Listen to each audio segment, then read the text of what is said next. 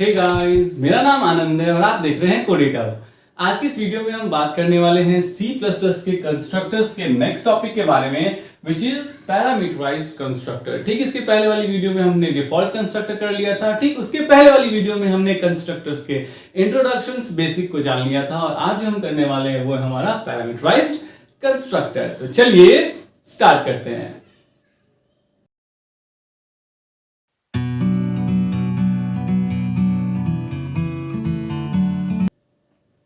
तो कंस्ट्रक्टर के बारे में ऑलरेडी अगर थोड़ा सा मैं रिकैप दूं तो मैंने आपको बताया था कि कंस्ट्रक्टर्स जो होते हैं वो क्या होते हैं, स्पेशल मेंबर फंक्शंस होते हैं। ठीक है, और स्पेशल मेंबर फंक्शंस होने के साथ साथ क्यों स्पेशल मेंबर फंक्शंस होते हैं, क्योंकि जो है इनका नाम यानी कंस्ट्रक्टर का जो नाम होता है वो बिल्कुल क्लास के नाम के जैसा होता है। ये खुद ब खुद कॉल हो जाते हैं, इन्हें कॉल करने की जरूरत नहीं होती है, इसीलिए इसे क्या कहा जाता है, स्पेशल मेंबर फंक्शन कहा जाता है। और मैंने फिर आपको ये भी बताया था कि कंस्ट्रक्टर्स के अगर हम पार्ट की बात करें तो सबसे पहला जो इसका पार्ट होता है उसको हम लोग क्या कहते हैं, डिफॉल्ट कंस्ट्रक्टर कहते हैं। जो दूसरा होता है वो होता है पैरामीटराइज्ड कंस्ट्रक्टर। ठीक है, और जो हमारा तीसरा है वो इज व्हाट, कॉपी कंस्ट्रक्टर। तो ऑलरेडी इसके पहले वाली वीडियो में हमने डिफॉल्ट कंस्ट्रक्टर कर लिया है और आज जो हम करने वाले हैं वो है हमारा पैरामीटराइज्ड कंस्ट्रक्टर। तो पैरामीटर का मतलब क्या होता है, आर्ग्यूमेंट्स।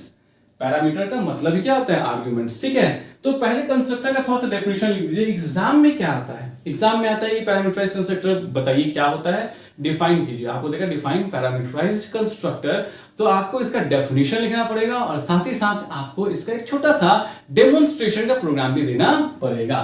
तो पैरामीटराइज्ड कंस्ट्रक्टर में सबसे पहले कंस्ट्रक्टर के बारे में लिख दीजिए कि constructor is a special member function. थोड़ा सा बड़ा हो जाएगा आपका डेफिनेशन। ठीक है, a constructor is a special member function, यानी ये क्या होता है, स्पेशल मेंबर फंक्शन होता है, special member function whose name is same as the class name, यानी इसका नाम जो होता है वो क्या होता है, सेम होता है, whose name is same as the class name, यानी जिसका नाम जो होता है बिल्कुल क्लास के नेम के जैसा है, and होता है, and which is automatically invoked, जो क्या होता है, खुद ब खुद इन्वोक हो जाता है, which is automatically invoked, जो खुद ब खुद इन्वोक हो जाता है, as soon as, जैसे ही, as soon as an object of its class is created, यानी जैसे ही इसके क्लास का कोई भी ऑब्जेक्ट क्या होता है, an object of its class is created। ये सब ऑलरेडी आप जानते हैं, मैं पढ़ा चुका हूं।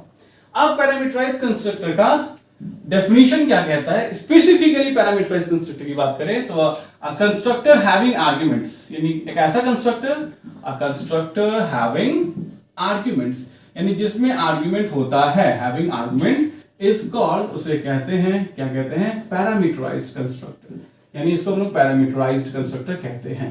यानी एक ऐसा कंस्ट्रक्टर जिसमें पैरामीटर्स होते हैं, जिसमें आर्ग्यूमेंट्स होते हैं, उसे हम लोग क्या कहते हैं, पैरामीटराइज्ड कंस्ट्रक्टर्स कहते हैं। तो पैरामीटराइज्ड कंस्ट्रक्टर कैसे, then how we will be working on parameterized constructor. तो इसका सिंटैक्स देख लेते हैं, व्हाट इज द सिंटैक्स।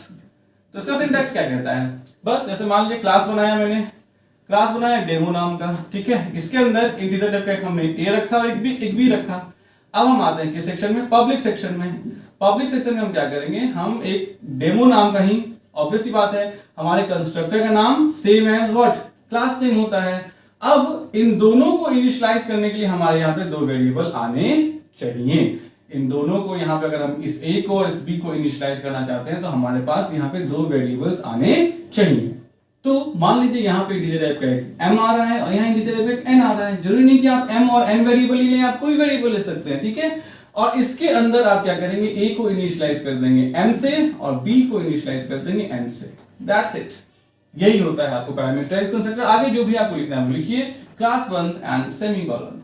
तो मतलब अब ये m और n कहां से आएगा, तो जब आप इस डेमो नाम के क्लास का ऑब्जेक्ट क्रिएट करेंगे उस वक्त आपको क्या होगा, ऑब्जेक्ट क्रिएट करते ही कोई वैल्यू भेजनी पड़ेगी। जैसे मान लीजिए एग्जांपल में मैं कहूं डेमो टाइप का एक डबल ए बनाता हूं, तो यहां पे मुझे 10 और 20 दो वैल्यूज भेजनी पड़ेंगी। अगर मैं इस वैल्यू को नहीं भेजूं, यानी कि मैं सिर्फ ऐसे लिख दूं डेमो टाइप का double A bracket open bracket close, तो ये दे देगा एरर। क्यों एरर दे देगा, क्योंकि जैसे ही आपने ये एग्जीक्यूट किया आपको यहाँ कंस्ट्रक्टर मिलेगा लेकिन दो आर्गुमेंट्स नहीं मिलेंगे, तो ये दे देगा एरर। इसीलिए अगर आपको पता है कि आपने पैरामीटराइज्ड कंस्ट्रक्टर बनाया है, दो वैल्यू आपने प्रॉमिस किया कि भेजेंगे, तो आपको ऑब्जेक्ट बनाते ही उन दो वैल्यू को भेजना पड़ेगा। क्यों, क्योंकि आपको पता है कंस्ट्रक्टर्स जो होते हैं वो ऑटोमेटिकली कॉल हो जाते हैं जैसे ही उनके क्लास का कोई भी ऑब्जेक्ट बनता है। तो जब कॉल हो रहा है उसी समय तो आर्गुमेंट देंगे ना आप, तो इसीलिए ऑब्जेक्ट के क्रिएशन के वक्त ही हमें क्या करना होता है, आर्गुमेंट को पास कर देना होता है। सो ये था पैरामीटराइज्ड कंस्ट्रक्टर का थ्योरेटिकल पार्ट। चलिए एक प्रोग्राम के जरिए भी इसे समझ लेते हैं। तो हम एक बेसिक सा प्रोग्राम लिखेंगे, नॉर्मल सा प्रोग्राम लिखेंगे। तो सबसे पहला लाइन हमारे प्रोग्राम में क्या होगा, ऑब्वियसली बात है हैश इंक्लूड iostream.h, है ना। उसके बाद क्या होगा, conio.h, अगर आप getcs लगाना चाहते हैं तो इसको भी यूज कर सकते हैं, हैश इंक्लूड conio.h। फिर क्लास शुरू करते हैं, मान लीजिए क्लास, और मैं फिर से डेमो देता हूं, मतलब डेमोन्स्ट्रेशन। मैं यहाँ इंटीजर टाइप का दो वेरिएबल लेता हूँ, ठीक है। We have two variables integer type का, इंटीजर टाइप एक ए ले लेता हूँ, एक बी ले लेता हूँ। जरूरी नहीं कि आप दो वेरिएबल ले, आप एक वेरिएबल भी ले सकते हैं, ठीक है। अब हम यहाँ क्या करेंगे, पब्लिक सेक्शन में आते हैं। इस पब्लिक सेक्शन में हम कंस्ट्रक्टर लिखेंगे, तो डेमो लिखा, ठीक है। इसके अंदर मान लीजिए इंटीजर टाइप का एक एम आ रहा है और इंटीजर टाइप का क्या रहा है, एन आ रहा है। अब इस ए में आप एम को डाल दीजिए और इस बी में आप एन को डाल दीजिए, तो ए इक्वल टू एम और बी इक्वल टू क्या हो जाएगा, एन हो जाएगा। तो ये हो गया मेरा क्या, ये मेरा हो गया constructor with parameters. That's why this constructor will be called as what, parameterized constructor. अब हम यहाँ चाहें तो एक पुट डेटा यानी वॉइड पुट डेटा फंक्शन लिख लेते हैं, ठीक है। इस फंक्शन में हम बस दोनों को शो कर देंगे। क्या शो कर देंगे, हम यहाँ कर देंगे सी आउट। अब इसका डेफिनेशन आप चाहें तो क्लास के अंदर भी लिख सकते हैं, क्लास के बाहर भी लिख सकते हैं। अब अगर आप यहां तक पहुंचे हैं कंस्ट्रक्टर तक, तो मैं इतना यकीन करता हूं कि आपको एटलीस्ट ये सारी चीजें पता होंगी कि किसी भी फंक्शन को, चाहे वो कंस्ट्रक्टर हो, चाहे वो ये पुट डेटा वाला फंक्शन हो, आप क्लास के अंदर भी डिफाइन कर सकते हैं, क्लास के बाहर भी डिफाइन कर सकते हैं। प्रिफरली हम क्या करते हैं, कंस्ट्रक्टर्स को हमेशा क्लास के अंदर ही डिफाइन करते हैं। तो हम यहां क्या कर देंगे, cout slash n a equal to a की वैल्यू, ठीक है, फिर slash n b equal to किसकी वैल्यू, बी की वैल्यू। और ये मेरा बंद हो गया पुट डेटा, और ये मेरा बंद हो गया क्या, डेमो नाम का क्लास। अब हमने क्लास बना लिया, उसके अंदर कंस्ट्रक्टर डाल दिया, उसके अंदर हमने पुट डेटा फंक्शन डाल दिया। अब हमें मेन लिखना पड़ेगा, तो चलिए हम मेन लिखते हैं, ठीक है। मेन कैसे लिखेंगे, तो इंटीजर टाइप का मान लीजिए हम मेन फंक्शन लिखते हैं, इंटीजर रिटर्न टाइप है, ठीक है। यहाँ बहुत लोग वॉइड मेन में लिखते हैं, लेकिन इंटीजर जो है वो स्टैंडर्ड है, आपका मेन फंक्शन एक इंटीजर वैल्यू रिटर्न करना चाहिए, ये स्टैंडर्ड है। आप चाहे तो वॉइड मेन में लिख सकते हैं, वो आपकी मर्जी, ठीक है। नाउ हम सबसे पहले क्या करेंगे, डेमो नाम का एक ऑब्जेक्ट बनाएंगे। मान लीजिए हमने डबल ए बनाया, जैसे ही हम डबल ए बनाएंगे, हमें पता है कि हमने एक कंस्ट्रक्टर लिख रखा है, वो पैरामीटराइज्ड है, तो दो वैल्यू है, तो यहां से हमें दो वैल्यू क्या करना पड़ेगा, पास करना पड़ेगा। मान लीजिए मैं एक पहली वैल्यू 5 पास करता हूं, दूसरी वैल्यू 10 पास करता हूं। तो जैसे ही ये लाइन एग्जीक्यूट होगा, ध्यान दीजिएगा, डबल ए बनेगा, डबल ए में एक ए सेक्शन बनेगा, एक बी सेक्शन बनेगा, एक ए बना, ठीक है, एक क्या बना, बी बना। अब जैसे ही ये बना, सीधे डायरेक्टली अपने आप क्या हो जाएगा, कंस्ट्रक्टर कॉल हो जाएगा, और 5 एम में आ जाएगा, 10 एन में आ जाएगा। एम से कहां चला जाएगा, ए में, एन से कहां चला जाएगा, बी में। तो यानी कि यहां ए में आ जाएगा 5 और बी में क्या आ जाएगा, 10 आ जाएगा, ठीक है। क्योंकि आपने यहाँ 5 भेजा, एम में आया, एम से में चला गया। आपने यहाँ 10 भेजा, एन में आया, एन से कहां चला गया, बी में चला गया। तो देखिए आपका क्लास बनते ही, क्लास का ऑब्जेक्ट बनते ही जो भी वैल्यू आपने पास किया, वो वैल्यू यहाँ आके उसी से उस क्लास के अंदर का वेरिएबल क्या हो गया, इनिशियलाइज हो गया। यही होता है पैरामीटराइज्ड कंस्ट्रक्टर। और अब यहां से आप डबल ए डॉट क्या करेंगे, पुट डेटा को कॉल कर देंगे। तो इस पुट डेटा को कॉल करने से क्या होगा, आपको वैल्यू शो कर दी जाएंगी। किसकी वैल्यूज आपको शो कर देगा, इक्वल टू ए की वैल्यू, यानी कि आपको आउटपुट जो आएगा वो क्या आएगा, आउटपुट आएगा ए इक्वल टू 5, ठीक है। और फिर स्लैश एन है, इसलिए अगला में आएगा बी इक्वल टू व्हाट, 10। अब यहां से आप क्या कर दीजिए, गेट ch कर लीजिए ताकि स्क्रीन होल्ड हो जाए, और फिर यहां से कर दिए रिटर्न 0, यानी प्रोग्राम टर्मिनेटेड सक्सेसफुली।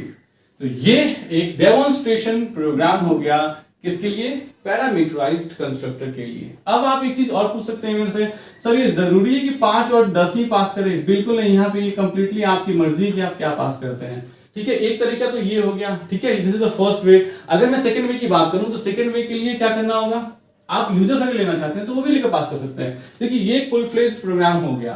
थोड़ा सा इसमें अगर आप यूजर से लेना चाहते हैं तो यूजर से भी लेके आप पास कर सकते हैं। कैसे, तो मान लीजिए यहाँ पे आप इंटीजर टाइप का एक्स और वाई ले लीजिए, एक्स और वाई ले लीजिए। अब यहाँ क्या कर दीजिए, cout slash n enter 2 numbers, यानी कि 2 नंबर दीजिए। आप चाहते थे यूजर जो नंबर थे उसी से आप इनिशियलाइज करें, तो आपने पूछा इंटर 2 नंबर्स, और आपने उसको कहाँ रीड कर लिया, एक को एक्स में और एक को किस में रीड कर लिया, वाई में रीड कर लिया। अब आपके पास जब 2 वेरिएबल्स आ गए, अब आप इस डेमो नाम का ऑब्जेक्ट कॉल कर लीजिए। तो डेमो नाम का मान लीजिए आप एक कंस्ट्रक्टर मतलब एक ऑब्जेक्ट बनाते हैं और उसका कोई भी नाम ले देते हैं, डबल ले देते हैं। अब यहां डबल ए में, इस डबल ए में आप x और y को पास करेंगे। तो ये x और y क्या है, ये यूजर ने दिया है, क्योंकि आपने यूजर से पूछा कि इंटर टू नंबर्स। तो ये जो भी वैल्यू x में यूजर ने दिया था वो कहां आ जाएगा, m में। जो भी वैल्यू यूजर ने y में दिया था वो कहां आ जाएगा, n में। वो m से a में चला जाएगा और n से b में चला जाएगा। और अगली बार जब आप डबल ए के जरिए किसको कॉल करेंगे, पुट डेटा फंक्शन को कॉल करेंगे, तो ऑब्वियस सी बात है क्या प्रिंट करेगा, तो जो भी वैल्यू यूजर ने दिया था x y में वो चला गया था m और n में, वहां से चला गया था a और b में। तो फाइनली a और b में वो वैल्यूज आ जाएंगे जो वैल्यू यूजर ने दिया था, get ch and then return what, 0। तो मतलब क्या हुआ, सिंपल सा मतलब ये हुआ कि अगर आप चाहें तो आप अपनी मर्जी से यहां पे डायरेक्ट वैल्यू को पास कर सकते हैं, पहला चीज। और दूसरा चीज, अगर आप चाहें तो आप यूजर से ले सकते हैं, इस ऑब्जेक्ट को बनाने के पहले दो वैल्यूज ले लीजिएगा और तब पास कर लीजिएगा। So this is the concept of parameterized constructor. चलिए इसे प्रैक्टिकली करके देख लेते हैं। अगर हमें प्रैक्टिकली करके देखना है तो या तो हम टर्बो C++ का एनवायरनमेंट यूज कर सकते हैं या तो कोड ब्लॉक्स का एनवायरनमेंट यूज कर सकते हैं। आपको दोनों में से कोई सा भी जो भी एनवायरनमेंट सूट करे आप उसको यूज कर सकते हो। और ये देखो, जब मैंने इसको ओपन किया तो it open with a program. और अगर इस प्रोग्राम को अगर हम थोड़ा सा देखें तो इसमें क्लास A बनाया है जिसमें एक A नाम का वेरिएबल लिया है। ये रहा डिफॉल्ट कंस्ट्रक्टर, ठीक है। ये क्या है, डिफॉल्ट कंस्ट्रक्टर, क्योंकि इसके में हम क्या कर रहे हैं, यहाँ पे हम अपनी मर्जी से A में कोई वैल्यू डाल रहे हैं। तो this is example of default constructor. लेकिन हमें करना है पैरामीटराइज्ड कंस्ट्रक्टर। तो पैरामीटराइज्ड कंस्ट्रक्टर में हम क्या कर देंगे, मान लीजिए यहाँ पे मैं इंटीजर टाइप का x ले लूंगा, यानी हमारे पास इंटीजर टाइप का x आ रहा है और जो भी x आ रहा है उस x से मैं क्या करूंगा, a को इनिशियलाइज कर दूंगा। तो जब हमने यहाँ पे इस ब्रैकेट के अंदर कुछ नहीं दिया था तो that was what, that was default constructor. लेकिन जब मैंने यहाँ पे एक वेरिएबल डाल दिया, यानी कि कोई भी एक वेरिएबल एज एन आर्ग्यूमेंट डाल दिया, तो आर्ग्यूमेंट मिलते ही ये बन जाता है क्या, पैरामीटराइज्ड कंस्ट्रक्टर। और जो वैल्यू अब यहां से आप पास करेंगे, जो भी x में आएगा वो x से a को इनिशियलाइज कर देगा। तो अब क्या करना होगा आपको, अब आपको यहाँ पे जैसे ही, आपको पता है कंस्ट्रक्टर कब कॉल होता है, जैसे ही उसका ऑब्जेक्ट बनता है। तो जैसे ही ऑब्जेक्ट बनेगा वैसे ही ये कंस्ट्रक्टर कॉल हो जाएगा, है ना, वैसे ही ये वाला कंस्ट्रक्टर कॉल होगा। और जब जैसे ये कंस्ट्रक्टर कॉल होगा, इसको अगर आपने वैल्यू नहीं दिया है, क्योंकि आपको पता है यहाँ पे हमें वैल्यू देनी है, तो ये एरर आ जाएगा। क्योंकि अभी जैसे इसको आप रन करोगे ये एरर दे देगा। क्यों एरर देगा, क्योंकि यहाँ पे आपको एक वैल्यू चाहिए। तो यहाँ पे आपको अपनी मर्जी से कोई भी एक वैल्यू देनी पड़ेगी, 20, 25, 30 जो भी देना चाहो दे दो। तो आपने ऑब्जेक्ट बनाने के साथ ही आपने एक वैल्यू पास की। क्यों, क्योंकि यही नियम है, क्योंकि आपको पता है कि कोई भी कंस्ट्रक्टर ऑटोमेटिकली कॉल हो जाता है जैसे उसका ऑब्जेक्ट बनता है। तो जब आपने यहाँ पैरामीटराइज्ड कंस्ट्रक्टर लगा रखा है तो आपको एक यहाँ से क्या करना पड़ेगा, वैल्यू पास करना पड़ेगा, जो यहाँ x में आएगा, यानी ये जो 20 है, 20 है, ये x में आएगा और x से कहां चला जाएगा, a में। उसके बाद ये क्या हो जाएगा, प्रिंट हो जाएगा। इसको रन करके देखते हैं, इसका जवाब बिल्कुल सेम वही आना है, 20, value of a equal to 20, क्योंकि आपने 20 को पास किया है। अब जरूरी नहीं कि यहाँ से 20 ही आप पास करो, यहाँ पे आप कोई वेरिएबल ले लो, मान लो इंटीजर टाइप का आप एक m लेते हो और m की वैल्यू यूजर से ले लेते हो, ठीक है। फिर यहाँ क्या करते हो, सी आउट, एंटर अ नंबर। तो ये क्या होगा, अभी तो आपने मर्जी से 20 पास कर दिया था। अब जब आप यूजर से पूछोगे, सीन करके किसमें रीड कर लो, m में। और अब आपको क्या करना है, यहाँ पे जो है 20 जो पास किया था वो 20 नहीं पास करके आप m को पास कर दो। सेव कर लो अपने कोड को और उसके बाद क्या कर लीजिए, रन कर लीजिए। जैसे रन कीजिएगा, ऑब्वियस सी बात है ये क्या करेगा, आपसे पूछेगा इनपुट, इसमें एरर दे रहा है। यहाँ पे मैंने सेमीकोलन छोड़ दिया है, इसलिए सेमीकोलन यहाँ दे दिया मैंने। फिर से मैंने इसको रन किया, जैसे ही मैं यहाँ रन करूंगा इससे पूछेगा इंटर नंबर मुझसे, मैंने यहाँ दिया 23। जैसे मैं एंटर करूंगा value of a equal to 23। तो इस तरीके से आप चाहो तो यूजर से कोई वैल्यू लेके उसको भी आप जब ऑब्जेक्ट बना रहे हो वहां पे क्या कर दो, पास कर दो। ये वैल्यू 1 हो सकती है, 2 हो सकती है, मल्टीपल भी हो सकती है। तो this is the example program for parameterized constructor. तो आई होप आपको ये वीडियो, ये एक्सप्लेनेशन पसंद आई होगी। अगर आई है तो प्लीज लाइक, सब्सक्राइब और शेयर कीजिए। Thanks for watching the video. Thanks.